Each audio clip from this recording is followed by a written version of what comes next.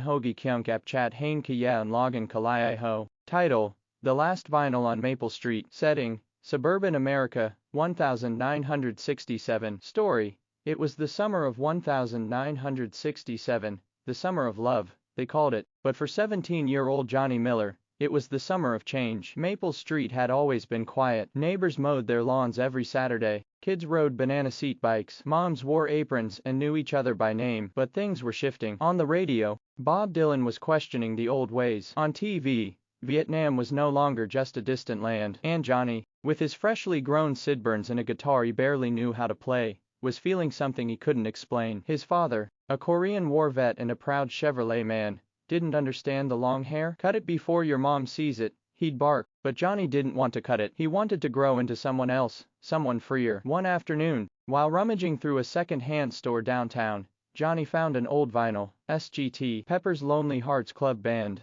The Beatles had just released it. The cover was wild, full of color, with faces Johnny didn't even recognize. He brought it home and played it on his sister's record player. As the needle dropped, something changed in the room. It was like sound had become a painting. It wasn't just music, it was a door. Johnny sat back, closed his eyes, and thought of Haight-Ashbury, of protests and poetry, of freedom and fear. He didn't know where life was taking him, college, draft, the road, but he knew this: the world was bigger than Maple Street, and it was calling. That summer, Johnny didn't cut his hair. He didn't fight with his dad either. He just listened to the music, to the voices rising across the country, to the beat of a generation breaking free. And on quiet nights, long after the lights on Maple Street went dark, you could still hear that vinyl spinning in the background, the sound of something new being born.